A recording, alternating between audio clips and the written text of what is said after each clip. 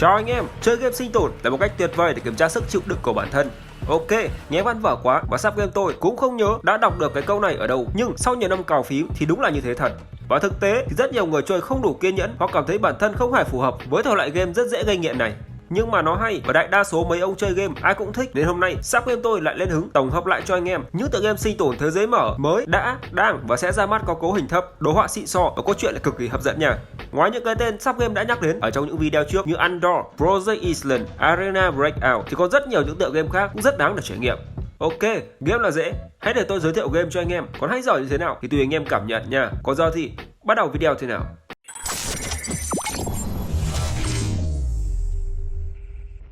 Anh em thân mến, nhắc tới game thế giới mở thì chắc hẳn trong đầu ai cũng nghĩ ngay đến cái tên Genshin Impact. Và một trong những yếu tố tạo nên sự thành công của Genshin Impact chính là thế giới mở rộng lớn.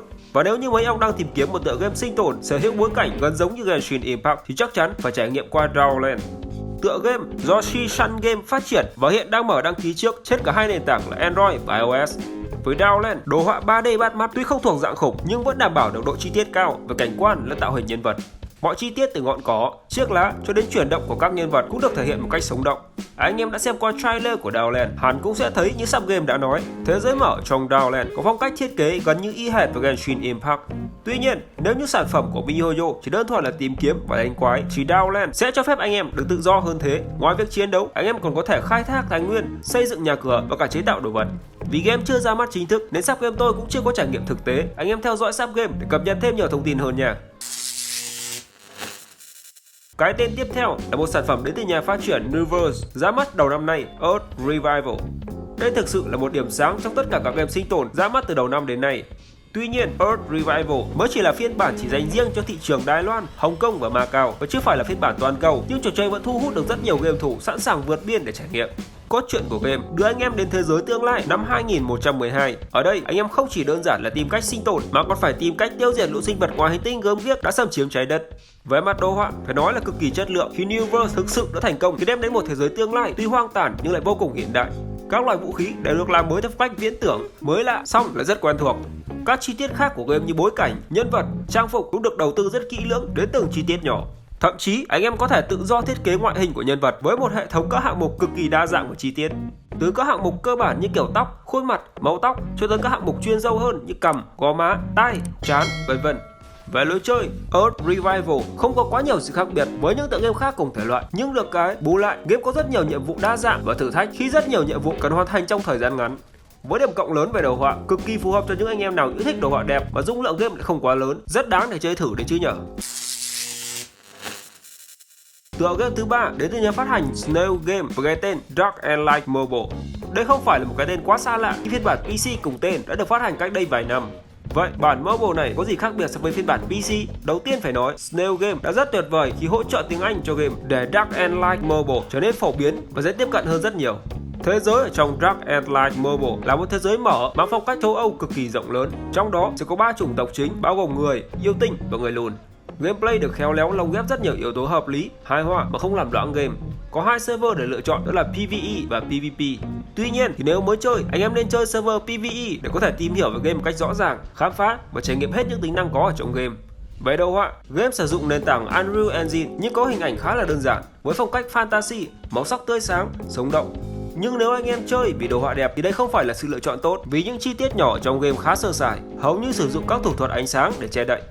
Một trong những ưu điểm lớn của Dark and Light Mobile đó là nhà sản xuất đã thêm rất nhiều hướng dẫn giúp người chơi mới có thể nhanh chóng quen thuộc. Các nhiệm vụ đều ghi rõ cụ thể các bước làm và thậm chí còn có cả video để hướng dẫn. Ngoài ra, so với bản PC, phiên bản mobile này có thể dễ dàng hơn cho anh em trải nghiệm mọi lúc mọi nơi. Nếu anh em đã từng chơi qua phiên bản PC thì bản mobile này cũng là một trải nghiệm mới rất đáng để thử đấy. Anh em thân mến, với việc được phát triển bởi một cái tên kỳ cựu như NetEase, ắt hẳn tựa game Fading City sẽ mang đến những trải nghiệm sinh tồn khó quên nhất. Và đúng là như vậy, game không chỉ có cốt truyện cuốn hút, Fading City còn sở hữu nền đồ họa 3D ấn tượng khi được xây dựng trên nền tảng của Unreal Engine 4. Nếu chỉ thoạt nhìn qua, có lẽ anh em sẽ không thể tin nổi đây chỉ là một tựa game mobile bình thường, nhưng lại sở hữu một nền đồ họa chẳng khác gì một con game PC thực thụ với bản đồ rộng lớn lên đến hơn 1 triệu mét vuông. Và tất nhiên rồi, nếu như Dark and Light Mobile đồ họa không quá được đầu tư thì sang tới Fading City anh em sẽ cảm nhận được cái gì là đồ họa cực xịn và được coi là yếu tố cốt lõi thu hút các game thủ. NetEase đã thành công trong việc chế tạo ra một thế giới hậu tận thế vô cùng chân thật tới những chi tiết nhỏ nhất như ngọn cỏ, các vệt bụi, chiếc xe rỉ sét hay những mảng rêu phong phủ bám các bức tường. Ngoài ra, game cũng có thể lập đội lên 4 người, cho phép anh em chơi cùng với bạn bè, hỗ trợ nhau cho các nhiệm vụ khó nhằn. Nếu như đang tìm kiếm một tựa game sinh tồn thế giới mở, chơi cùng với bạn bè thì đây chắc chắn là một sự lựa chọn đúng đắn rồi. Siêu phẩm tiếp theo đến từ beta game chính là Mistfall. Tựa game kết hợp đủ các yếu tố sinh tồn thế giới mở và hành động kinh dị khám phá. Ấn tượng đầu tiên của Mistfall chính là sở hữu nền đồ họa 3D đẹp mắt cùng với các hiệu ứng đổ bóng chân thực và hình ảnh chuyển động mượt mà.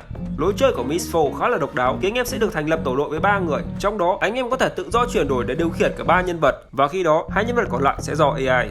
Như đã nói, game có các yếu tố kinh dị nên thế giới ở trong Mistfall chắc chắn rất nhiều cảnh rùng rợn khốc liệt. Anh em sẽ được trải nghiệm rất nhiều câu chuyện tại nhiều nơi khác nhau như khu rừng sương mù, lâu đài ma cà rồng cổ đại, nghĩa địa bị ma ám, xưởng cưa bỏ hoang, mỏ hẻo lánh, ngôi làng bệnh dịch hạch, trang viên ấn tượng và ngọn hải đăng dọc bờ biển. Để đi khám phá được hết các câu chuyện ở trong Mistfall cần rất nhiều sự kiên nhẫn và anh em yêu thích thể loại này thì đừng bỏ qua Mistfall nha. Tựa game tiếp theo vô cùng quen thuộc được sản xuất bởi Giant Network, một trong những công ty làm game có tiếng tại Trung Quốc, và đó chính là Dead for Return. Game được lấy cảm hứng từ tựa game Left 4 Dead đình đám một thời, với đề tài sinh tồn và chiến đấu chống lại zombie. Khác biệt giữa Dead for Return và những game trước đó chính là Dead for Return mang phong cách của World War Z. Tựa game đáp ứng đầy đủ các yêu cầu về tính năng chiến đấu hành động, đồ họa chất lượng cao và môi trường tuyệt đẹp, đem lại trải nghiệm tốt nhất cho người chơi. Hiện tại, game cung cấp 3 chế độ thoải mái cho anh em lựa chọn: phần chơi chiến dịch trải nghiệm một mình, liên doanh gia nhập cùng team với người chơi khác, thành lập một tổ đội 4 người tham gia nhiệm vụ giải cứu. Một điểm khá là khó nói chính là game cần sử dụng điện thoại chip Snap đầu 835 trở lên mới có thể trải nghiệm tốt. Điều này vô hình chung làm giảm đi tính phổ biến và dễ tiếp cận của game. Tuy nhiên thì vì game chưa ra mắt chính thức nên sau sắp game tôi rất hy vọng game sẽ cho phép giảm chất lượng hình ảnh thêm nữa để các game thủ sở hữu cấu hình máy tầm trung mới có thể chiến đấu một cách mượt mà. Cho đến nay thì Dead for Return đã phát hành tại một số khu vực và anh em có thể tải game về dưới dạng file APK để trải nghiệm. Xem hướng dẫn tải dưới comment nha mấy ông.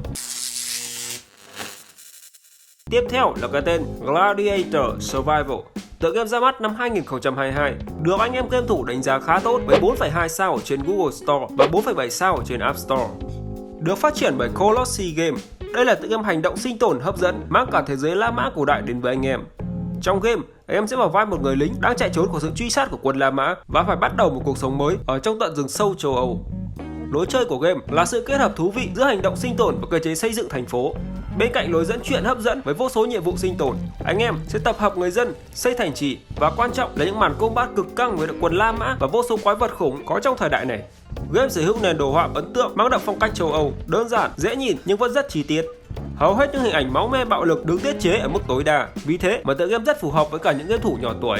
Một điều không thể không nhắc đến chính là game có hỗ trợ cả tiếng Việt nên anh em tha hồ quẩy mà không lo lạc chuyện. Quá ok phải không nào? Anh em nào chưa chơi thì tải về để chơi thử nha. Có ông nào đã chơi rồi thì comment cho Sóc Game xin review với nha.